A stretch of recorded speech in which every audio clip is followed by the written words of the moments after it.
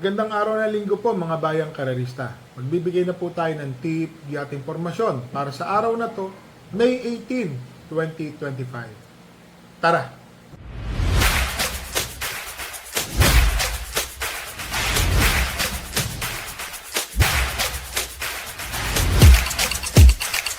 Sa mga bayang karerista, ngayong araw po ng linggo, gaganapin ang 2025 Philracom Henry Cojuangco Cup. Opo, lahat, karamihan ng mga paborito nating imported runners tatakbo na po ngayong araw na to. Paalala ko lang po Summer Racing Festival, no bearing po ito sa mga ratings po yan, mga bayang karerista. Ang start time po ng karera ay sa ganap na alas 2 ng hapon. Pakita ko lang po ang ating kopya. No? 7 races po. Race number 1, Philracom rating based po ito. Rating 16 to 21. First choice, entry number 5, Brown Pirate. Napakainam po ng tinakbo ng nakaraan. Nauna na po yan, mga bayang karerista. 1.26 ang tiyempong tinapos. Plenty to spare. Ibig sabihin, magaling po na kabayo po talaga si Brown Pirate. Tingin ko po, kaya pa hong manalo ni Brown Pirate. Second choice, couple entering 2 and 2A, Bada Bing and Gintong Hari. Si Bada Bing po, isang matuling kabayo. Gintong Hari, pa pwede po itong manood ng tersero hanggang kwartong pwesto.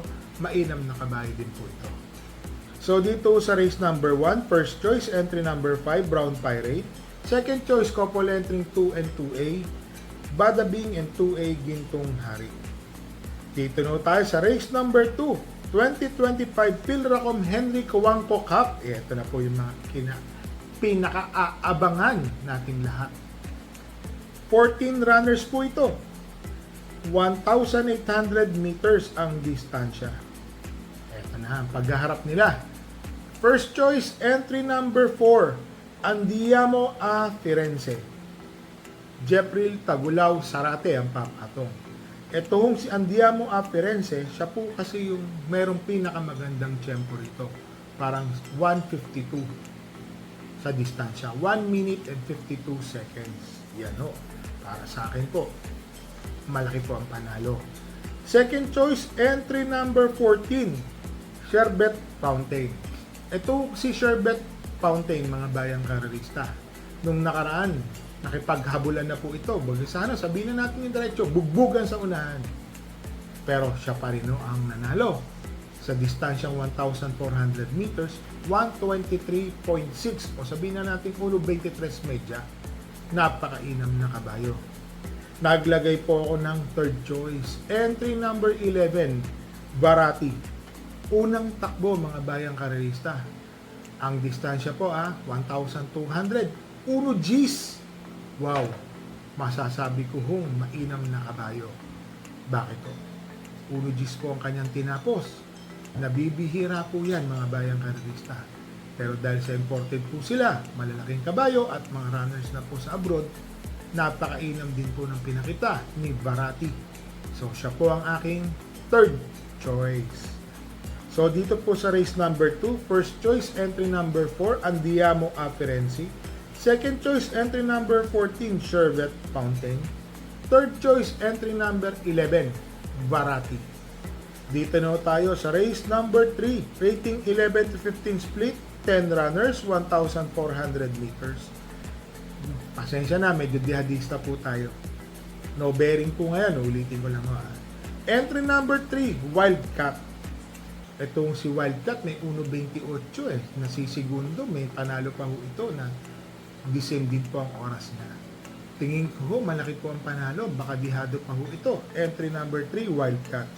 Second choice, entry number 8, Malibu Princess, Joe El Ciego. Itong si Malibu Princess, nag-review naman tayo, mga bayang karerista. Nakita natin, meron pala itong 1.27 imedya hanggang 1.28 imedya. So sa tingin ko po, malaki din po ang panalo. Lalo na ho dito sa karera na to, karamihan po sa kanila is deremate. Unahan lang po magparemate yan. Naglagay po ako ng third choice. Entry number 4, Bisyo Magserbisyo. Itong si Bisyo Magserbisyo, mga bayang karerista ha, isa rin po itong sa diremating kabayo. Tingin ko malaki din po ang panalo nito ha. Lalo na, paulit-ulit ko po sinasabi, no bearing po. So dito po sa race number 3, first choice entry number 3, Wildcat. Second choice entry number 8, Malibu Princess. Third choice entry number 4, Bisyo Magserbisyo. Dito na tayo sa race number 4. Rating 34 to 39, 1,400 meters ang distansya. Oho. Entry number 5, Dissolve. Segundo, unang takbo. 1 Gs ang kanyang nagawang preba o tempo. Ang tumalo po sa kanya noon ay si Barati.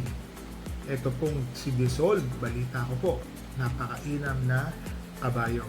Siya po ang aking first choice, mga bayang karalista ha. Para sa akin po, magaling na kabayo po ito, si Dissolve. Naglagay po ako ng second choice, Bride 3. Ito po, yung 3 ko niya ha. Itong race entry number 4, Bride 3. Napakaganda pala ng tinakbo din nito. 1.12 sa 1,200 meters yung nobatoran niya. Pero kung pagmamasdan nyo po ginalawan po siya sa rekta. Medyo hindi lang po ganun katulin din yung salida niya o yung lundag.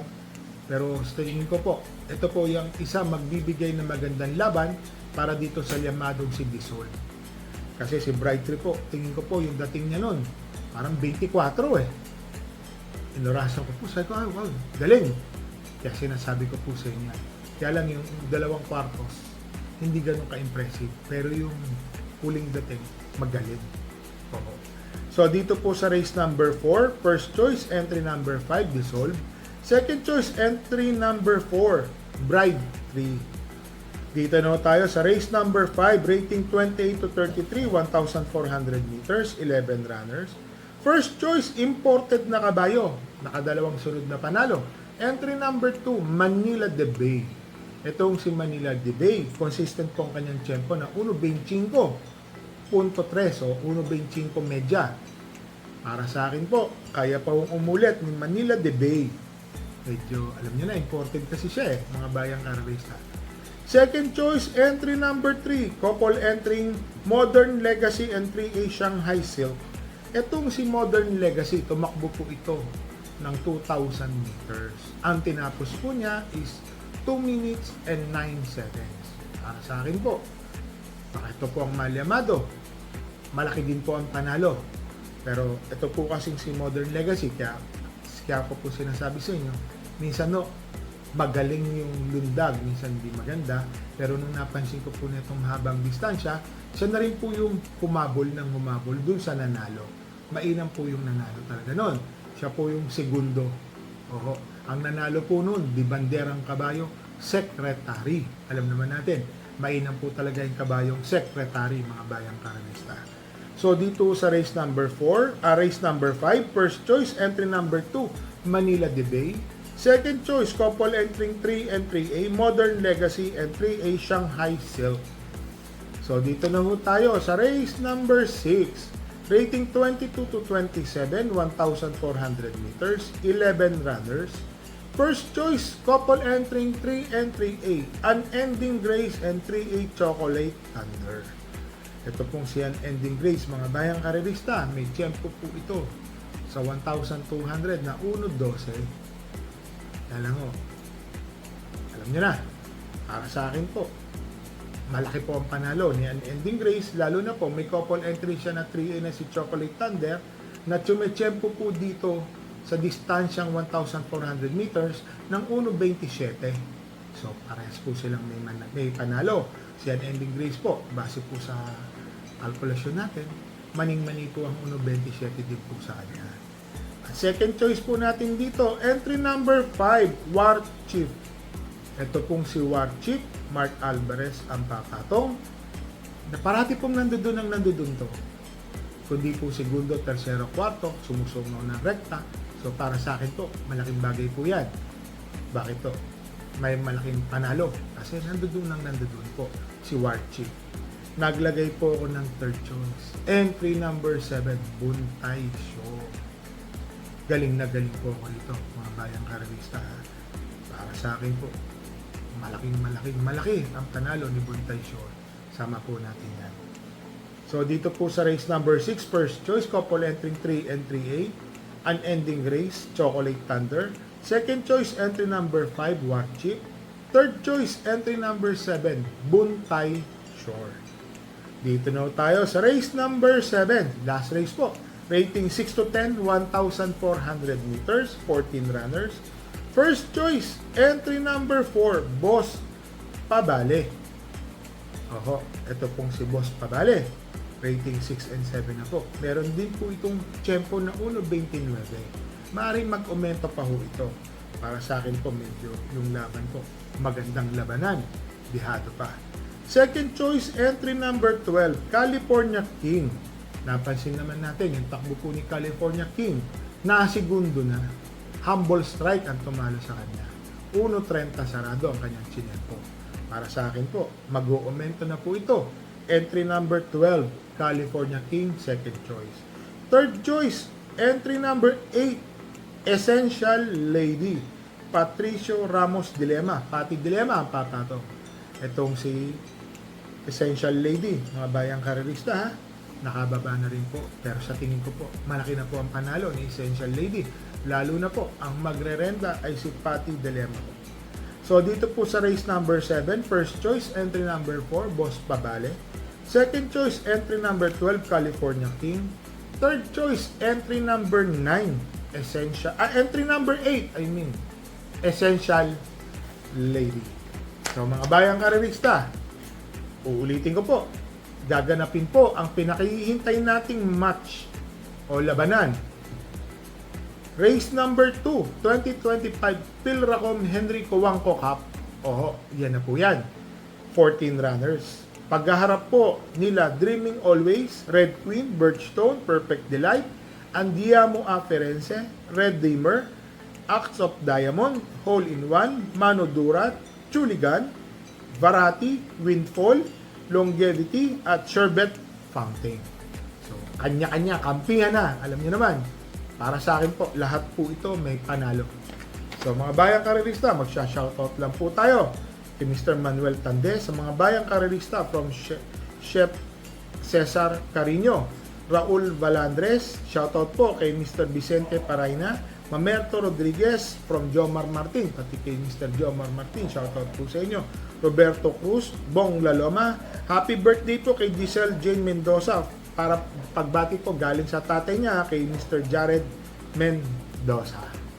Sa mga bayang karerista, sa nalalapit po, magbigay lang po ako sa inyo ng yung mga horse owners na maaari po o sasali sa ating pa-derby.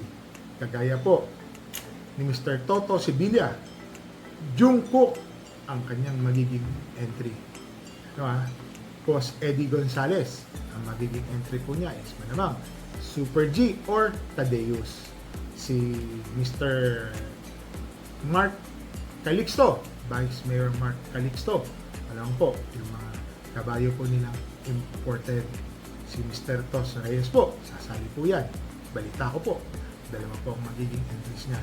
Si Boss Marvin Rillo, po, ano po niya, pagkakalam ko po, si Bad Boy MJ and si title holder Boss Kaloy Datu, Batang Manda, ang inyong lingkod po, Donya Chichay, Mr. Carlos Batalla. So di ko lang po alam kung ano po yung magiging entry name ni Boss Carlos Batalla sa mga kabayo po niya. Sabihin na po natin si ano po yan, si Batang Batang Kanlaon. Yan po. Then Mr. Ivan Cruz, Easy Does It, at marami pa hong iba, mga bayang karerista. Boss Willie Apan, alam ko po, sasali po yan. Ang entry name po ng kanyang sa pa-derby po natin sa June 3 is Guerrero Warriors. Marami pa hong iba, mga bayang karerista. Too many to mention po.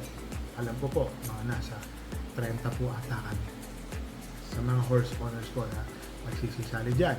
Sa mga bayang karerista, may mga na-invite naman po tayo mga kaibigan natin. Valenzuela Cockpit Arena, yan po magiging Mr. Mark Santiago, dito po sa may Ramos Tarlac, yung po bagong tayong sabungan. kay Mr. ano po, kay Sir Mike po yan. Tapos, sa Santa Monica, may entry po sa atin. Siya naman po si Mr. Jesse Capricorn. Hindi ko lang po alam kung ang name ng mga entry names po nila. At dito naman po sa Del Monte, si Sir Gary, si Mang Nick, si Boss Joey D. Mga magsisisali po yan, mga bayang karalista. So, re-remind ko lang po ulit kayo.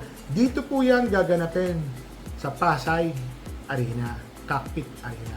June 3, 2025. So, yung mga paborito po nating mga pangalan o mga kabayo nagsisitak po, maririnig niyo po doon. Yun po magiging entry name ng mga karamihan po ng mga horse owners. So mga bayang karerista, matutuwa po kayo dyan. Magandang pasabong po. So mga bayang karerista, nire-remind ko po kayo parate. Bet small, win big. Bet big, lose big. Magdala po tayo ng payong.